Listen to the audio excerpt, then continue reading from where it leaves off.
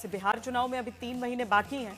अभी हर दल आपस में शक्ति प्रदर्शन करने में जुटा है, लेकिन एनडीए को खबरदार होना जरूरी है क्योंकि यहां दलित वोटों को लेकर चिराग पासवान और जीतन राम मांझी में आपस में ही त्योरियां चढ़ रही हैं। केंद्रीय मंत्री चिराग पासवान कहते हैं कि वो दलित समाज के पहरेदार हैं। वंचित वर्ग से आने वाले लोगों के लिए, अल्पसंख्यक वर्ग से आने वाले लोगों के लिए एक पहरेदार की भूमिका में मैं और मेरी पार्टी है। तो दलितों की पहरेदारी करते चिराग पर आंधी बनकर दूसरे केंद्रीय मंत्री मांझी टूट पड़ते हैं और कहते हैं चिराग में समझदारी की कमी है। कह करके अगर कुछ कोई करता है तो मैं समझता हूँ कि कहीं न कहीं समझदारी में उसको कमी है। चिराग और जीतन राम मांझी के बीच रस्साकशी चल रही, दलित वोट को अपने साथ जुड़ा हुआ बताने की लड़ाई। क्यों का जवाब पहले बिहार के जाति गणित से देखिए, जहां सवर्ण 15.52% है, अति पिछड़ा 36%, ओबीसी 27% से थोड़ा ज्यादा, दलित 19.65%, आदिवासी 1.68%। यानी बिहार में हर 5 में 2 वोट की ताकत दलित के पास है। और इसी दलित वोट की दावेदारी पहले चिराग पासवान अपनी सभाओं में करते हैं।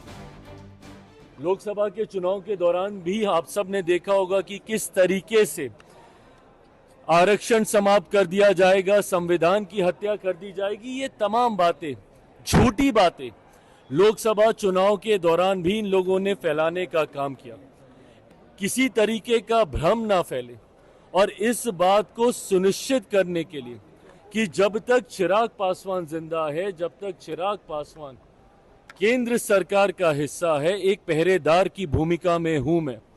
समाज के अनुसूचित जाति, जनजाति, पिछड़ा, अति पिछड़ा, वंचित वर्ग से आने वाले लोगों के लिए, अल्पसंख्यक वर्ग से आने वाले लोगों के लिए एक पहरेदार की भूमिका में मैं और मेरी पार्टी है। चिराग पासवान ने जैसे ही रैली में दलित वोट की पहरेदारी के साथ दलितों पर दांव चला, मांझी अपने अनुभव को चिराग से बड़ा बताने लगे। तो चिराग पासवान खड़ा है, दलितों के नेता बता रहे हैं कि सबसे बड़े हितैषी हम हैं।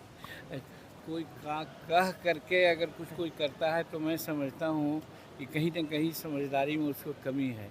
हितैषी तो सब समाज, सबके लिए राजनीति में जो आया है वो सिर्फ शेड्यूल कास्ट का ही हितैषी हो सकता है। तो बात नहीं, सब समाज के लिए, जिसको गरीब है, दीन है, जिसको आवश्यकता है, उसकी सेवा करने की ज़रूरत है। इसलिए पार्टिकुलराइज करना कि हम फलने समाज के लिए हम कुछ करेंगे तो ये एकांगी बात है। ये हम समझते हैं कि थोड़ा सा अनुभव की कमी इसमें दिखती है। असल में ये लड़ाई दलितों के बहाने ज्यादा से ज्यादा सीट पर अपनी दावेदारी पेश करने की है, जहां विपक्ष को वार का मौका एनडीए के लिए मिल गया। देखिए, दलित हो, महादलित भाई हो, पिछड़े हो, अति पिछड़े हो, सारे लोग अब इस सरकार को उखाड़ फेंकने में अपनी ताकत लगा रहे हैं। अब जो आदरणीय लालू प्रसाद जी का कभी जिन्न हुआ करता था, वो जिन्न इस बार दिखेगा तेजस्वी जी के वोटों में। अब तो आदरणीय मांझी जी श्री चिराग पासवान जी को अपमानित कर रहे हैं, वो तो अनुभवहीन बता रहे हैं। अब पहले वहां फरिया लें तो हमारे दलित समाज के भाई जो हैं वो जानते हैं उनका हित कहां है, तो वो इस बार अब धोखा नहीं खाएंगे। चिराग और मांझी के बीच ये शक्ति प्रदर्शन पहले से जारी है। यही वजह है चिराग जहां हर सीट पर उतरने तक का दावा कर देते हैं, वहीं मांझी चाहते हैं कि उन्हें कम से कम 40 सीट बिहार में मिले और इसी दावेदारी के लिए दोनों दलित वोट पर एक दूसरे के सामने खड़े हो जाते हैं। दलित वोट का बड़ा हिस्सा अब तक बीजेपी गठबंधन हासिल करता रहा है। अगर दलित वोट का गणित पूरा देखें तो 2014 लोकसभा चुनाव में दुसाध और अन्य दलित वोट का बड़ा हिस्सा बीजेपी गठबंधन के पास ही रहा, जबकि 2015 विधानसभा चुनाव में अन्य दलित का हिस्सा पहले के मुकाबले महागठबंधन का बढ़ता है, लेकिन फिर भी एनडीए से कम रहता है। 2019 लोकसभा चुनाव के दौरान पासवान वोट का बड़ा हिस्सा सीधे एनडीए के पास आता है। 2020 विधानसभा चुनाव में बीजेपी का पासवान वोट कम हो जाता है। माना जाता है कि इसकी वजह चिराग पासवान का अलग होकर लड़ना रहा, लेकिन फिर 2024 लोकसभा चुनाव में एक बार फिर दलित महादलित वोट एनडीए से जुड़ते हैं। हालांकि पासवान वोट का एक हिस्सा महागठबंधन को भी मिलता है।